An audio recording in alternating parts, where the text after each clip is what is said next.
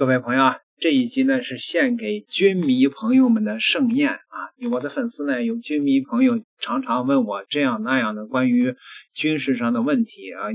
曾經有一個問題就是說，有一些媒體呢在說中國的一艘055大驅南昌艦就攆得美國的整支航母編隊在西太平洋亂跑，這個事兒是真的是假的呢？當然了，這種消息呢往往呢不是官方公布出來的，官方只是隱晦的暗示，是吧？这個我們的驅逐艦參加了什麼樣的行動？那中國的驅逐艦呢現在呢確實是這個世界上最強的一支力量，堪稱滅世艦隊。一艘055大驅足以毀滅一個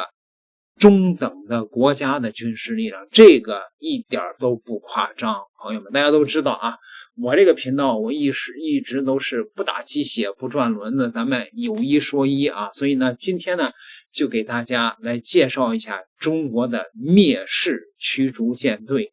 為什麼讓美國啊他的盟友啊一塊感到絕望呢？全世界海軍有一個公開的秘密，在遠海遭遇055萬噸大驅，掉頭撤離，避免接觸，是唯一理智、代價最小的選擇。不是打不過，而是一旦交手，付出的代價遠比輸掉一場局部戰爭更加慘重。現在才是我們今天的主題，深度解析055型萬噸大驅，看懂它為何能成為令對手敬畏、讓國人自豪的大國重器。055大驅擁有112單元通用垂直發射系統，每一個單元都是一扇隨時可以打開的深海雷霆之門。它不局限於傳統的防空反潛反艦作戰，更可搭載遠程對陸打擊導彈、高超音速反艦武器，甚至具備反衛星能力。這意味着單艦前出就能癱瘓敵方前沿空軍基地，致盲整個航母編隊的預警體系，讓依賴衛星導航的指揮系統徹底失效。一艘艦就具備壓制一整支海上編隊、制衡一個中等國家防禦體系的強悍實力。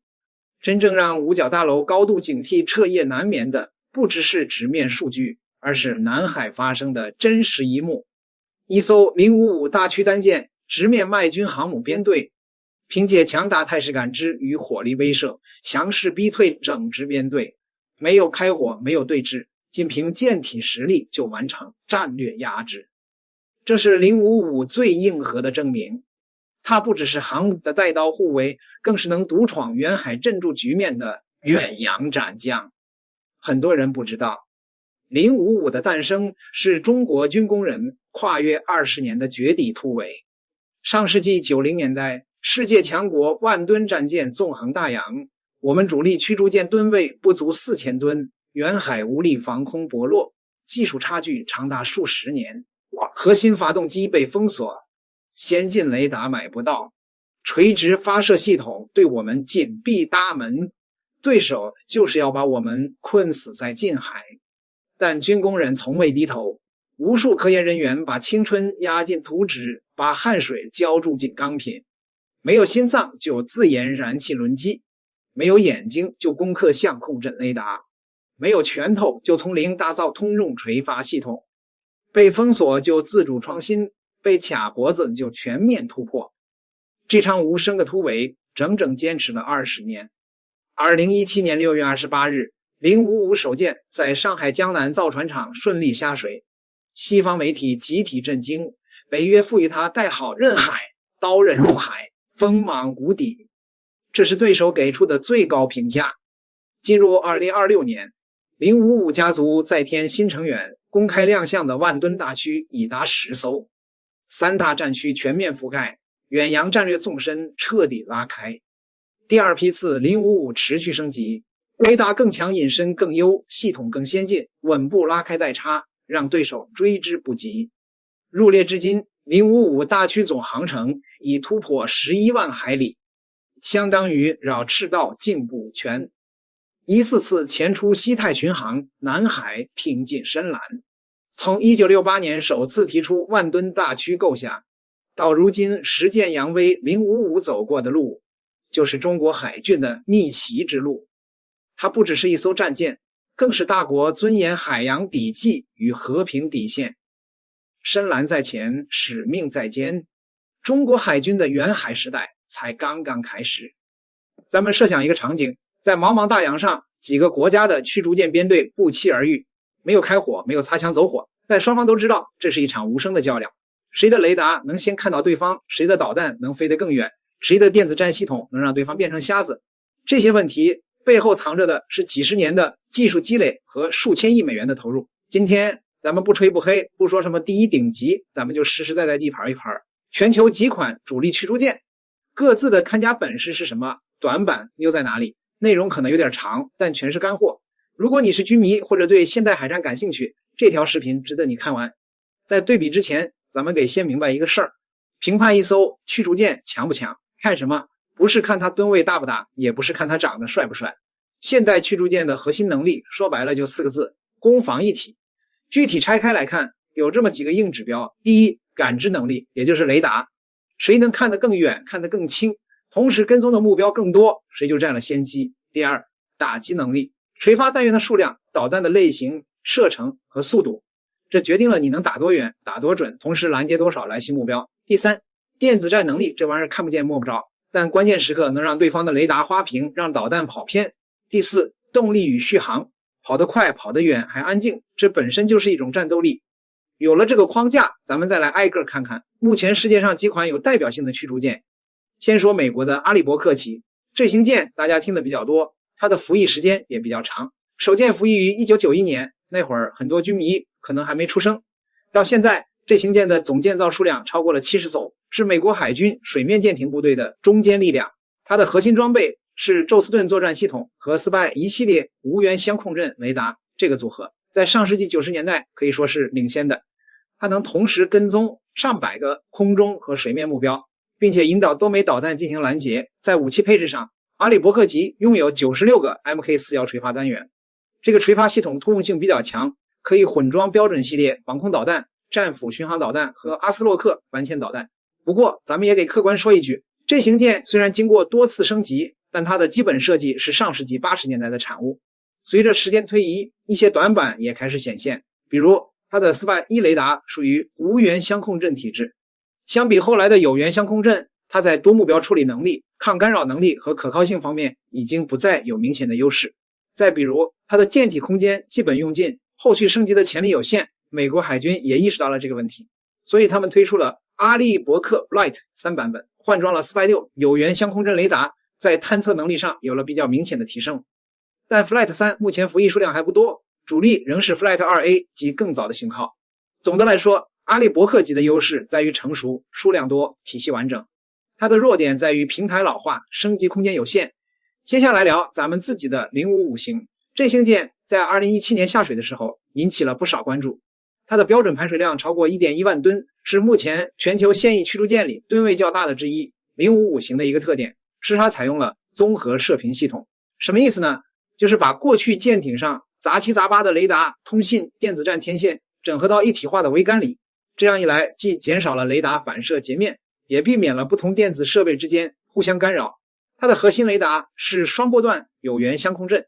包括 S 波段的大型搜索雷達和 X 波段的火控雷達。這種配置在過去通常只有航母才能看到。有双波段的好處是，既能遠距離搜索，又能精確跟蹤和照射，對低空掠海目標的探測能力也比較出色。在武器方面，055型配備了112個通用垂發单元，這個垂發系統的直徑和深度都比較大，可以容納更多類型的導彈，包括遠程防空導彈、反艦導彈、對陸攻擊巡航導彈，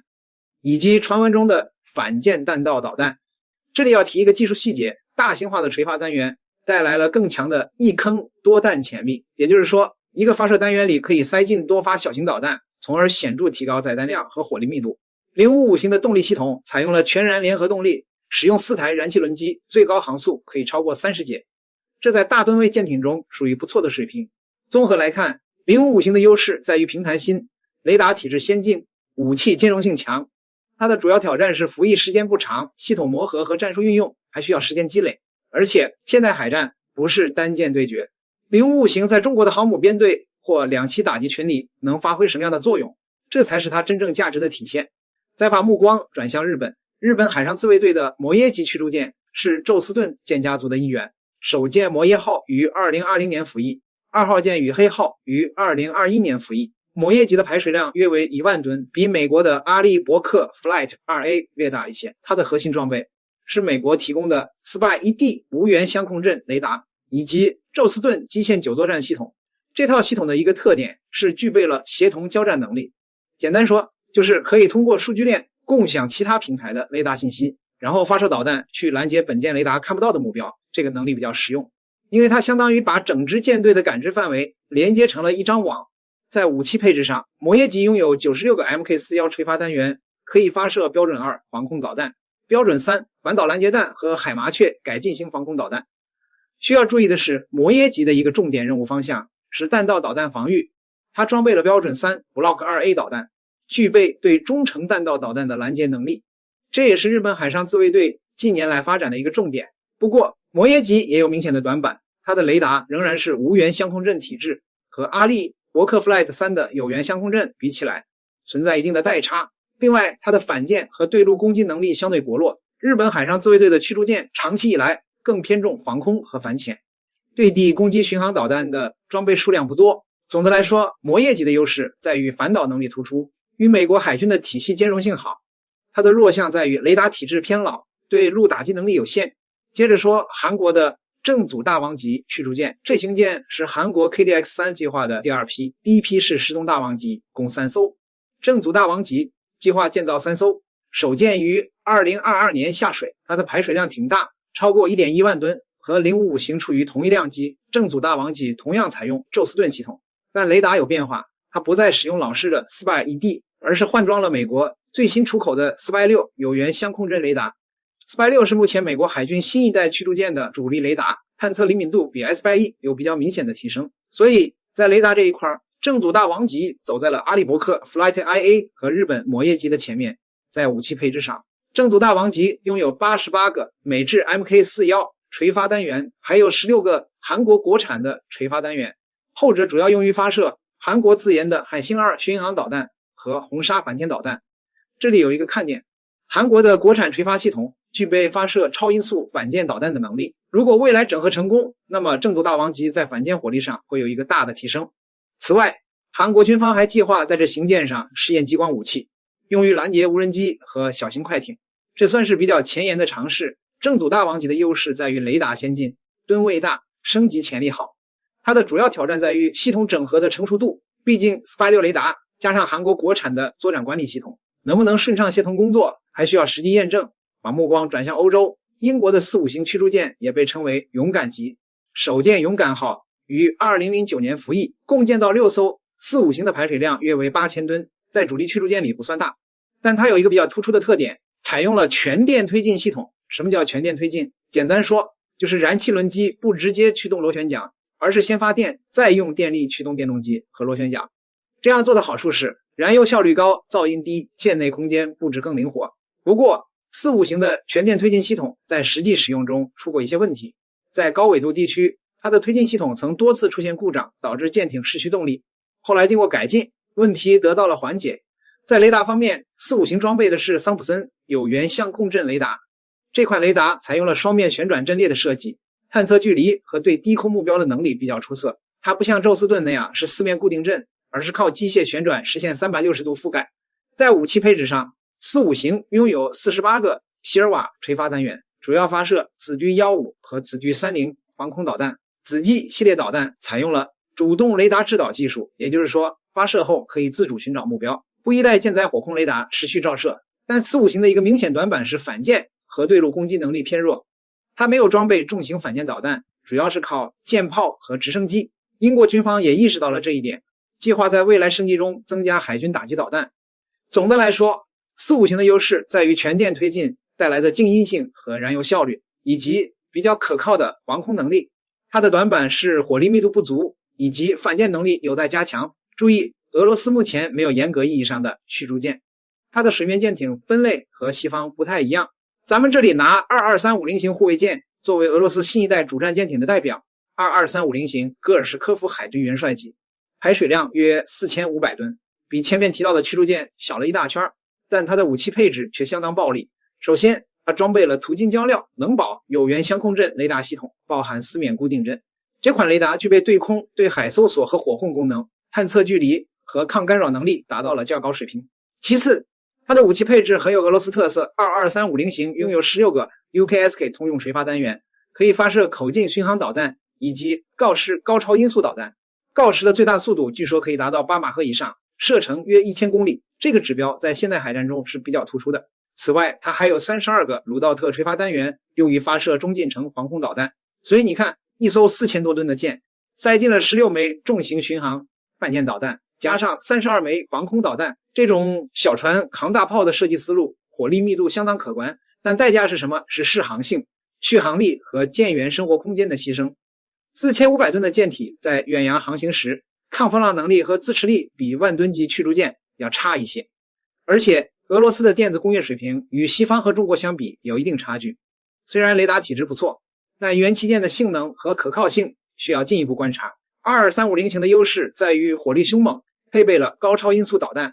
它的短板是噸位偏小，導致遠洋能力受限，以及電子系統的整體水平有待提升。好了，幾型代表性的艦艇都過了一遍，咱們來簡單梳理一下各自的定位和特點。美國阿利伯克級數量多，體系成熟，但平台偏老，雷達體制正處在更新換代的過程中。中國055型平台新，感知系統先進，武器兼容性好，但服役時間尚短，戰術運用的深度有待積累。日本摩耶級扳倒能力強，協同交戰能力突出，但雷達仍為無源相控陣，對陸打擊偏弱。韓國正祖大王級噸位大，雷達先進，升級潛力不錯，但系統整合成熟度需要驗證。英國45型全電推進有特點，防空能力可靠，但火力密度偏低，反艦能力有待加強。俄羅斯22350型火力配置很強，特別是高超音速導彈，但遠洋性能和電子系統水平存在一定短板。你會發現，沒有哪一型艦是全面佔優的，每一型都有自己的長板，也都有自己的短板。現代海戰的邏輯已經不是單艦 PK， 而是體系與體系的碰撞。一艘055型驅逐艦，如果脫離了中國岸基預警機、電子偵察船、衛星通信網絡和後勤補給鏈，它的戰鬥力會打折扣。同樣，一艘阿利伯克級如果沒有宙斯盾系統的支撐和美國海軍全球部署的基地網絡，它的持續作戰能力也會受到影響。所以，評價一艘驅逐艦的實力，不能只看它的垂發數量或者雷達型號，更要看它背後那個完整的作戰體系。最後，咱們回到開頭那個場景，在遠海大洋上，幾艘驅逐艦偶然相遇，他們不會真的開火，但是各自的雷達都在默默工作，各自的數據鏈都在無聲傳輸。這個場景背後，拼的不是哪一家的艦更漂亮，而是哪一家的工業基礎更扎實，電子工業更先進，體系整合更默契。驅逐艦這個領域近些年發展比較快，有源相控陣取代無源相控陣，通用垂發取代專用發射架，全電推進逐漸成為趨勢。高超音速導彈正在改變攻防平衡，誰能在這些新技術上走得更穩更快，誰就能在未來的海戰中掌握更多主動權。